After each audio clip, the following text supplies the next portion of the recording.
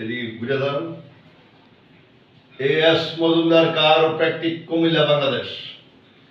কি নাম? নুরুল আমিন। নুরুল আমিন সাহেব বাড়ি হলো নাঙ্গলকোট। উনি আক্রান্ত হন অস্টিওআর্থ্রাইটিস।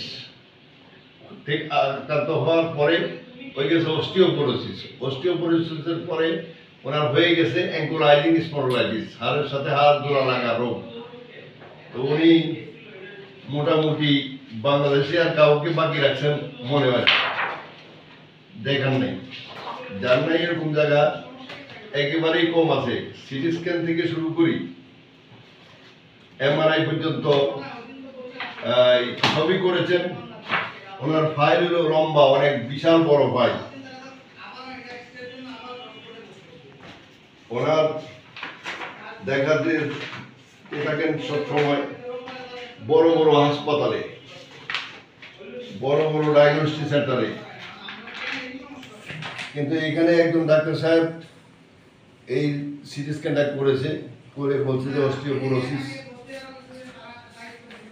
এখানে ঘাড়ে অস্টিওপোরোসিস, হিপ জয়েন্ট দুইটাই লেভেল 4-এ চলে আসছে। অপরদিকে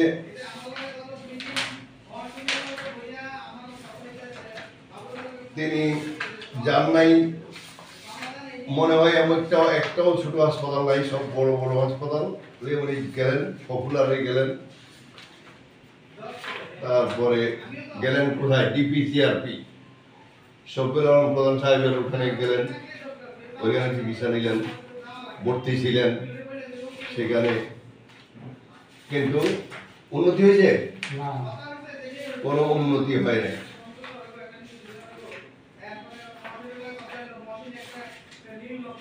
এগুলা ছাড়া আর কাগজপত্র আসেনি বাড়ি? আচ্ছা, তো একটা রোগী 20 সাল থেকে না 21 সাল থেকে সে আক্রান্ত চরমভাবে। 21 সালের আগে আক্রান্ত হয়েছে, সে 16 বা 15 সালে আক্রান্ত হয়েছে। কিন্তু 21 সাল পর্যন্ত বড় বড় হাসপাতাল, বড় বড় ডাক্তার সাহেব, যত দেশের প্রখ্যাত নামি দামি ডাক্তার সাহেব দেখাইছেন, তাই না? উন্নতির মধ্যে কি উন্নতি হয়েছে? কোনো উন্নতি নেই। উন্নতি নেই। একটা অ্যাঙ্কোলাইজিং স্পন্ডলাইটিস অথবা A-B27 পজিটিভ একটা রোগী উন্নতি দেওয়ার ক্ষেত্রে আমরা বলবো যে আপনারা বডি ম্যানেজমেন্ট হলো এর উত্তম চিকিৎসা। কারোপ্র্যাকটিক বডি ম্যানেজমেন্ট, কারোপ্র্যাকটিক বডি অ্যাডজাস্টমেন্ট, কারোপ্র্যাকটিক কারোথেরাপি, কারো ফিজিক্যাল ট্রিটমেন্ট, এই চারটা যেখানে আছে সেখানে গেলে রোগী যথেষ্ট উন্নতি পাওয়ার সম্ভাবনা আছে এবং 99% উন্নতি পাওয়ার সম্ভাবনা আছে। তো এই ক্ষেত্রে আমরা আরেকটা কথা বলবো, সেটা হলো যারা অ্যাঙ্কোলাইজিংয়ে আক্রান্ত, হাত জোড়া লাগা রোগে আক্রান্ত, তো তাদের ক্ষেত্রে আমরা বলবো যে আপনারা শুধু ওষুধ নির্ভর হয়ে যেন না। ওষুধ নির্ভর হয়ে গেলে আপনি একটা সময় এইটা সোজা হয়ে যাবে অথবা এটা বাঁকায় যাবে, জোড়া লাগতে লাগবে। তখন আর কোনো দিকে আপনার মূল কষ্ট কি? মূল কষ্ট হলো মাথা ব্যথা, ঘাড় ব্যথা, হাত ভারী হয়ে যায়, পা ভারী হয়ে যায়, তো আচ্ছা ঠিক আছে। আমরা ওনার চিকিৎসার জন্য নিয়েছি আজকে ওনার চিকিৎসা শুরু করব। আমরা আমাদের রোগীরা যখন আমাদের কাছে আসে, আমরা প্রথমে তার ফিজিক্যাল টেস্ট করি। ফিজিক্যাল টেস্ট করার ক্ষেত্রে সবার আগে প্রাধান্য দেই হিপ জয়েন্ট কেমন আছে। পারা তো তোলেন, ঘুরান, এদিকে ঘুরান, আর ঘুরে না, এ পর্যন্তই শেষ। ঘুরান, এদিকে একটু ঘুরে, এদিকে ঘুরে না। অপরদিকে ওনার হিপ জয়েন্ট তো 4+ হয়ে গেছেই, শোল্ডার জয়েন্টও 4+ হয়ে গেছে। তো এই ক্ষেত্রে আমরা ওনার চিকিৎসা শুরু করেছি এখনই। আমরা আজকেই ওনার প্রথম দিনের প্রথম সেশন চিকিৎসা শেষ করি। প্রথম সেশন চিকিৎসার পর ওনাকে দৌড়াইতে দিয়েছি আমরা 10 মিনিটের মতো, না 10 মিনিটের মতো দৌড়াইতে দিয়েছি, যে কোনো অসুবিধা হয় কিনা দৌড়াইতে যাইয়া সেই জন্য। এখন আমরা এই যে নামাতে উঠান,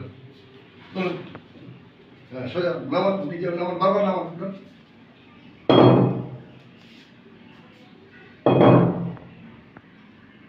চলুন নিচে বসুন, নিচে বসেন,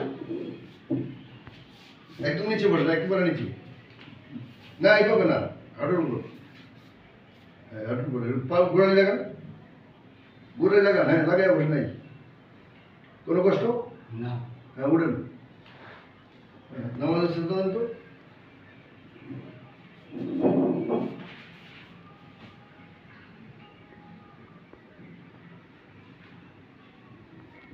সেটা যান না, আপনি সেটা যান না, সেটা দিয়ে উঠতে কোনো কষ্ট হয় কিনা দেখেন।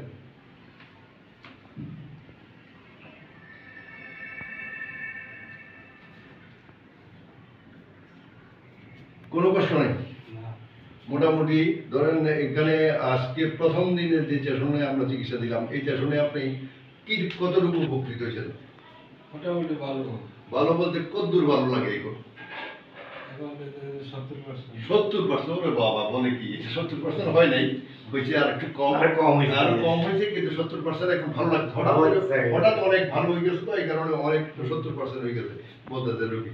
তাই ওনার আমরা আর ভিডিও করবো না, ওনার একটাই ভিডিও, আপনি যে এত জায়গা ঘুরে 20 বছর 20 সাল থেকে ঘুরে এখানে এসে চিকিৎসা নিলেন কুমিল্লা, আপনারা যদি ওই সমস্ত জায়গায় চিকিৎসা হইতো তাহলে কি এখানে আসতেন? মোটেও না, কখনোই না। তাহলে উনি অনেক বড় বড় হাসপাতালগুলোতে যেখানে যেখানে গেছেন, অনেক বড় বড় ডাক্তার সাহেবরা দেখেছেন ওনাকে, দেখার পরে সবাই শুধু ওষুধ দিয়েছেন, ওষুধ খাওয়ার পরে উনি আরো বেশি কি খারাপ হয়ে গেছে, খারাপ লাগতেছে, ওষুধ খাইলেই খারাপ লাগে, ওষুধ খাইলে এখন ওষুধ আর গলা দিয়ে নামে না। তো সুতরাং ওনার আমরা বলবো যারা অ্যাঙ্কোলাইজিং এ আক্রান্ত, H-27 তাদের পজিটিভ, যাদের যে শুধু নেগেটিভ আসলেও আমরা বলবো সেটা পজিটিভ। কেননা আপনার এই জয়েন্ট আটকে দিতেছে, আপনার ঘাড় আটকে দিতেছে, আপনার কোমর আটকে দিতেছে, আপনার হিপ জয়েন্ট আটকে দিতেছে, সেই ক্ষেত্রে আপনি কি করবেন? আপনার কি করা উচিত? ফিজিওথেরাপি, ফিজিক্যাল ট্রিটমেন্টে আসা উচিত, ফিজিক্যাল ট্রিটমেন্টে আসা উচিত, যেখানে কায়োপ্র্যাকটিক অ্যাডজাস্টমেন্ট আছে, তারা আমরা এইটুকু উন্নতি দিতে পারি। ঠিক আছে, সম্ভব, সম্ভব আমাদের পক্ষে সম্ভব। আপনি খুশি তো? খুশি, কথা